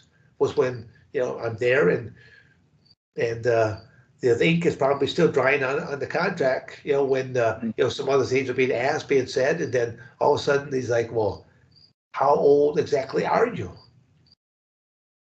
And I think I was, I don't know, in my mid to latter 40s at that point in time. If he would have known how old I was, he probably would not have wanted to hire me in, because I was well past the age of, okay, if we bring him in, how much, how long is it going to take us to get him over with the crowd, and make him into someone that gathers money in for us and stuff like that. So I'll just say that I just knew that about that industry, just kayfabe, the word just being just don't tell anyone what your age is. Mm-hmm. It was also noted that I cut it up. Just in number 45. It's all dark. It's all nice and dark. The sash, the eyebrows. Yeah, you gotta. It always makes me laugh when I see these guys that they color their hair and then they forget their mustache or their beard. This is all jet black, and then they got white and white, and I'm like, dude, even the gals know that the curtains have got to match the carpet here. Yeah. There you go. There you go. Well, question on a more serious note, the latest, well, not latest, but situation Vince McMahon got himself into. What are your thoughts as far as with all that? And did you ever see any type of, how can I say, did you ever see any type of warning signs? Like, were you surprised about these allegations and all these things that came out about Vince McMahon as far as with your time being? Well, I not did I ever see Vince McMahon do anything uncalled with different people? Not in a back room or anything of that nature, but at the same token, there were storylines that were being told out in the ring itself that I thought that they were very provocatively being addressed. Mm-hmm. So again, I'm bad about thinking some of the diva names that were being brought out there, but there were, I'll just say that there were different types of promo type talking between both the male and the female, between Vince McMahon and the female, that it was, and there was, a kiss or stuff like that would be exchanged, where it's like going, well, they really sold that well. Okay, now I'm thinking, that was just, to me, that was just the working portion, but then you find out later, well, okay, there was more than just working portions to this. So I'll just say that it's kind of sad that what has happened and what now has come out in the media, and it's just it gives professional wrestling a black eye. There's good promoters. There's still a lot of good people with the WWF company. It's just, there's just a few people that were not, or maybe the power went to them, because it's like the same thing. Very beginning of this interview, we talked about athletes and wealth. Right. They were a different individual when they were just poor. Right. But the moment that they got some wealth to them, they kind of became a little bit of an asshole. Oh yeah. Well, okay. So as far as with Luthez, it was noted that Luthez, you were a great fan of Luthez, and actually Luthez became a fan of your work as well too. How ironic. Meeting both Luthez and Billy Robinson when I was first going over to Japan, working for the UWFI organization. They were heavily attached to Luthez because they wanted to use his belt, the NWA belt that he had, and Billy Robinson was also just a legendary shoot fighter at that same token. So I met both of them at that time, and I'm just being respectful. But as they're seeing me working out and drilling certain techniques and moves and things of that nature, they really were impressed by my ability of movement and what I was doing and the combinations of things. So for me, when when I did have Luthez present me with the NWA title, that really meant a lot to me. So I would say that I had the NWA title, and then I have the NWA title that Luthez presented to me, and that to me means that much more because, as many times as Ric Flair always claimed to be the man, Luthez was the man. So there you go. There you go. If you had to do it all over again, would you have went from the amateur I'm just going to stop you right there because anytime people ask you if you had to do all over again, would you? Sure, you would, but because you don't own a time machine, I don't. I have to live with my choices. So I always say that we could sit back there to me as I go, I still live in that real world. What decisions I made, I live with today. And will I continue to make the same good judgment? Probably not. There will be different times that I relax. I mean, right now it's like I'm a grandfather now with 5 grandkids. I've got 5 different trust funds set up in their names. Again, it's because I'm thinking, they know me now, but they know me as the fun grandpa. Because when they come over to my place, I keep them moving. They're out there. I'll wrestle with them. I'll throw them up on my crash pads. I'll have them doing bear crawls, army crawls. I'll do different types of exercise with them. I'll do fun things that are physical activity. We're not on the cell phone. We're not on a tablet. There are times when I think a tablet is good. But we live in an era of too much electronics. When you look at physical ability, we got the fattest kids growing up right now. I know we talked about this before, but we'll talk about it again. When's the last time you heard about the Presidential Physical Fitness Awards? How many years ago has it been? A long since time. Reagan, since the time of Reagan, I haven't heard of that. Yeah, well, again, I think Arnold Schwarzenegger was actually brought in as the president of the council, and I thought, well, I don't really. I like Arnold Schwarzenegger, all the movie stuff like that, but you got a guy that used a lot of chemicals to get that body there too. It's like going, that's not exactly what I call the Presidential Physical Fitness Awards. And I don't know how many push-ups that he could still do and things of that nature. But there is. Again, I'm not here to beat it, but I love Arnold. I love his movies, but we're talking about 2 different things here. But right. we're meaning America is allowing the bar to be lowered, and I'm trying to do this. I want the bar to be raised. Take pride. To me, it's like going, I look at it this way. If I want to go into a successful meeting or be into a successful athletic thing, I want people I believe in, not people that are simply meeting quotas. If I have to have a heart surgery, I want the best damn doctor. I don't care if he's the Cyclops with 1 eye, but he's the damn best surgeon we have there because he's got 3 arms. There you go. But that's how I look at things. I go, I don't want someone that just because we're meeting an ethnicity or we have to have a certain. No. Again, that era is gone. It's sailed. It's people. We just need to move on, and it's like going, But I guarantee you, I got probably some shameful people in my family tree somewhere. I don't want it to come out, but it's like going, do I really know about them right off the top of my head? No, but I guarantee you, every family has a couple of those derelicts. Yeah, makes you like, oh yeah, type of thing. No, I know I remember as a kid having an uncle that was drunk as a skunk. I won't mention his name, but he was drunk as a skunk, and my father's like, you can't behave like this in front of my son like this. He says, you need to, my dad tried to get him sobered up, something like that, so he could drive and make it back home. And but again, he's like, you can't be like this in front of my son. So that was like, my father was trying to look out for him. You can't be doing like this. So. Okay. But again, we live in that era today that you got to watch out. A moments of indiscretion, a lifetime on the internet. Any last words before we close off? No, I mean the really again. I liked how the whole interview went, But it all boils down to pulling out a piece of paper and a pencil. I mean, it's like even today, as I'm in there in the weight room, I was writing down what I did today because I want to make sure that tomorrow I'm going to do something a little bit different in the weight room, so that I can keep shocking the muscles in different types of ways. But the fact is, it's Sunday morning.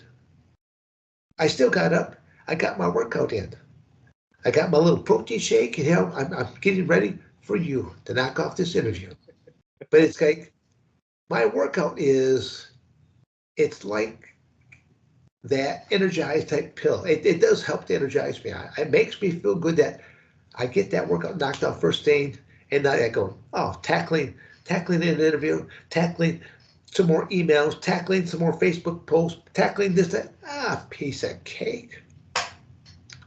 Doing squats, doing the bench press, doing the curls, doing this, doing that. That was a whole lot more taxing. Might not, again, as I stated earlier in the interview, am I lifting the same kind of weights I want to? No. And that's the hard part as a man is I have to keep gearing down and gearing down. But I'm still trying to just get repetition in and more and I'm doing more balanced type of work and stuff like that because what is the downfall of most senior citizens is the day that they fall down. Right. Because when they fall down, their bones aren't as strong and as healthy as they once were. They're a little more brittle and they break. And then because most seniors are sedentary to begin with, if they break something, their sedentariness becomes tenfold. And their health starts to decline even that much more because movement is the key to so many things. You don't have to exercise, just move. Go for walks. What I do, even if I'm working out at home, I have weights here, but not at like in the gym or anything like that. I would do like circuit training. So I would do like some squats, like 25 sets, like 25 straight squats. That's 1 rep. Then I'll do my push-ups. Then I'll grab the chair, do my dips. Then I'll grab the pull-up bar, do my pull-ups. That's 1 set right there, and then I rest.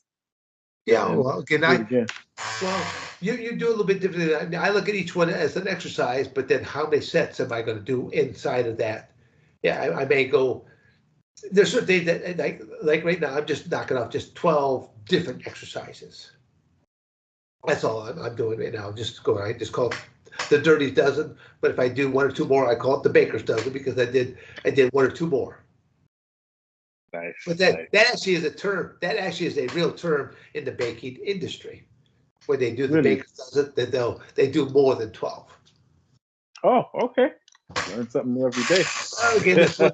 That's where. Well, we went to talk with Dave. We'll talk about Dan Severn, the caterer. I used to do catering as well. I seriously have to make my way by you. I have to figure this out, like how we're gonna do it. Well, Frank, you really should come out to Coldwater sometime when I'm here, and you can see what I have here. And when you realize what year I bought this place in, and what I had here at this time, and the UFC didn't exist. I had something that way beyond what anyone ever thought of. Real fast, I didn't ask you, Dana White. Any interesting stories on Dana White? No, I mean it's Dana White. He is very focused on what he's trying to do with that company. I like the way that he rips into different reporters.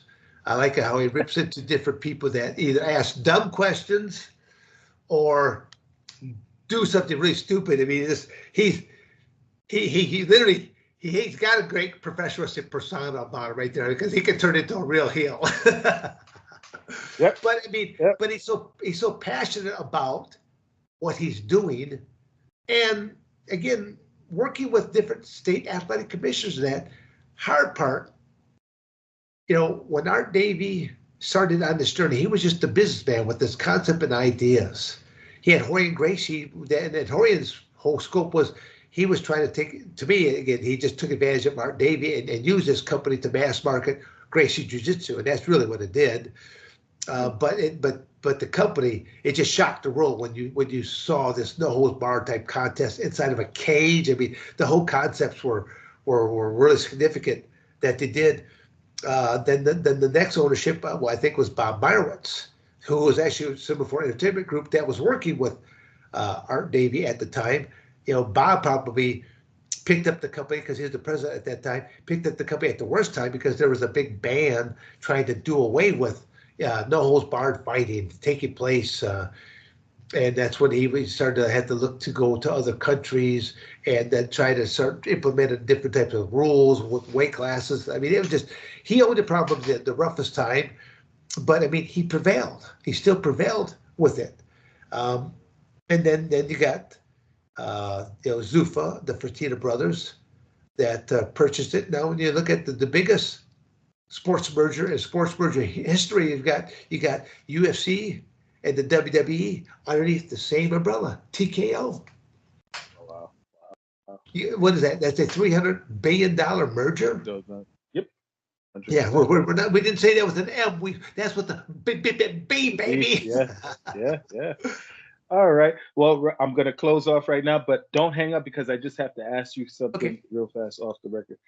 All right. So, ladies and gentlemen, hope you enjoyed another one. I'm your host, Lorenz Dean, and this has been another Coliseum Culture Insight with none other than Dan the Beast Severn.